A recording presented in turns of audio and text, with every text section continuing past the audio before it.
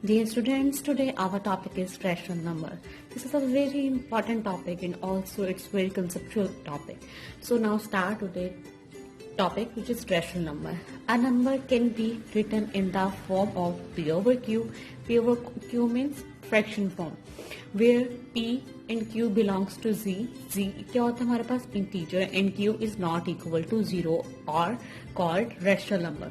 कहता है कि एक नंबर जो सा है उसको P over Q की फॉर्म में लिखा जा सके कैसे, उसकी उसने दो कंडीशंस दी है. नंबर 1 मेरे पास उसने क्या कंडीशन दी है कि मेरे पास क्या हो P और जो Q है वो कहाँ से बिलोंग करे, इंटीजर से बिलोंग करे.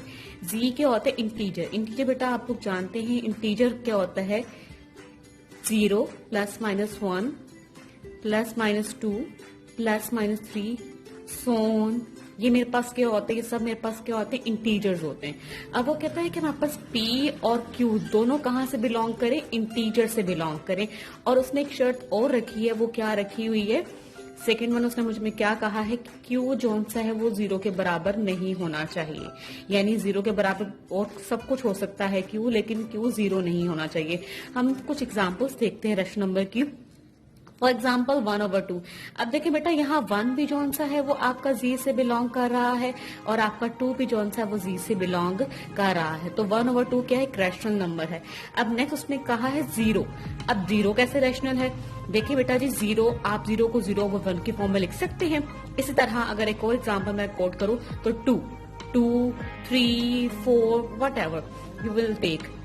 2 को भी 2/1 की फॉर्म में लिख सकते हैं, 3 को भी 3/1 की फॉर्म में लिख सकते हैं, 4 को भी 4/1 की फॉर्म में लिख सकते हैं. तो ये सब जो से मेरे पास है वो क्या है इंटीजर, ये सब मेरे पास क्या कहलाते हैं रैशनल नंबर कहलाते हैं. नेक्स्ट एग्जांपल है कि -3/3 कि रैशनल नंबर जो सा वो जरूरी नहीं पॉजिटिव हो, वो नेगेटिव भी हो सकता है. ठीक है जी, जैसे कि ये -3/13 आ गया है. इस तरह एक और एग्जांपल है -21/-9 है. ठीक है, इस तरह नीचे में एक और एग्जांपल भी कोट कर देते हैं इससे रेलेवेंट ही कि आपका यूं भी हो सकता है 9/-35 भी हो सकता है कि आपका नेगेटिव नीचे भी आ सकता है. यानी कि वो कहना ये चाह रहा है कि आपका जो रैशनल नंबर होता है वो पॉजिटिव भी हो सकता है, वो नेगेटिव भी हो सकता है. उस पर कोई कंडीशन नहीं है कि वो पॉजिटिव ही होगा. फिर एक और भी मेरे पास है स्क्वायर रूट 81.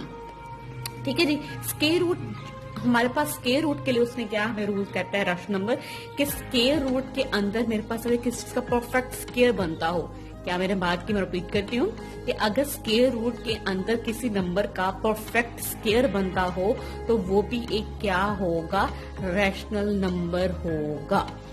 क्या मैंने बात की, मैं दोबारा उसको रिपीट करती हूँ कि अगर स्क्वायर रूट के अंदर एक ऐसा नंबर हो जिसका कंप्लीट स्क्वायर बनता हो तो वो भी एक क्या कहलाएगा रैशनल नंबर कहलाएगा. जैसे कि देखिए 81 था, 81 का स्क्वायर क्या होता है 9 का स्क्वायर. स्क्वायर रूट से कैंसिल हो गया तो क्या आ गया 9, तो 9/1 की फॉर्म में इसको लिख सकते. Now we start irrational number. ठीक है जी, irrational number a number which cannot written in the form of P over Q where P and Q belongs to integer and Q is not equal to 0.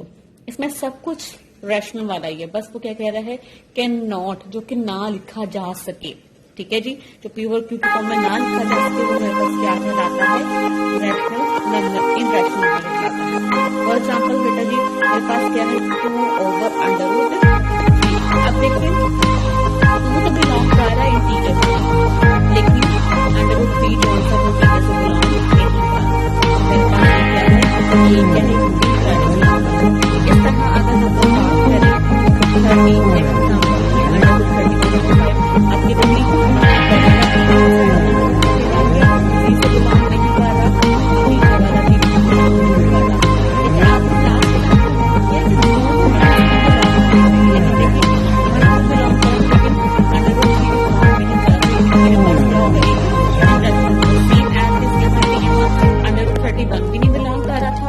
वाला भी belong नहीं कर रहा. लेकिन आप इस तरह मेरे पास एक और एग्जांपल है √5. अब देखिए मेरे बेटा अगर इसको over1 के फॉर्म में लिख भी दें ठीक है, लेकिन √5 तो Z से बिलोंग नहीं करता. ठीक है जी, तो मेरे पास ये क्या है जो भी स्क्वायर रूट वाली टर्म्स होंगी मेरे पास क्या कहलाएगी सारी टर्म्स नहीं, लेकिन जो मेरे पास स्क्वायर रूट के अंदर मैं मजबूत लगता थी स्क्वायर रूट के अंदर अगर प्राइम नंबर होगा क्या वो स्क्वायर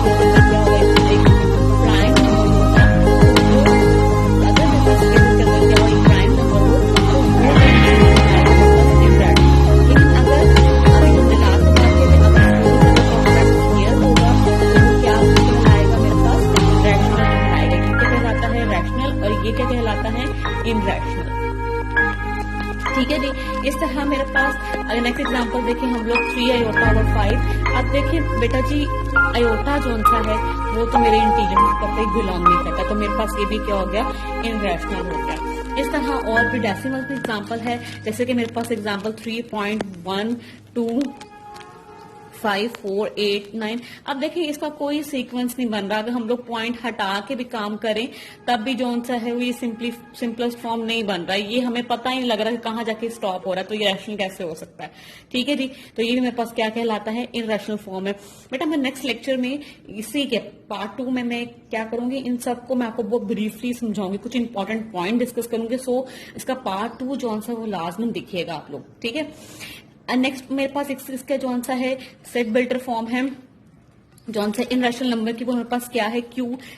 इन रैशनल नंबर को हम लोग क्यू डैश से बिलोंग करवाते हैं, किससे कहते हैं, क्यू डैश से इसको प्रोनाउंस करते हैं। इसका क्या है, X such that X not equal to X such that x not equal to p over q, where p and q belongs to integer and q is not equal to 0। Same as it is rational की तरह है, लेकिन इसको हम लोग rational को हम लोग q उससे कहते हैं और इसको हम लोग क्या कहते हैं, इनरैशनल कहते हैं। ठीक है बेटा जी, फिर पॉइंट समझना है तो कमेंट बॉक्स में लाजमी लिखेगा। थैंक यू जी, अल्लाह हाफिज।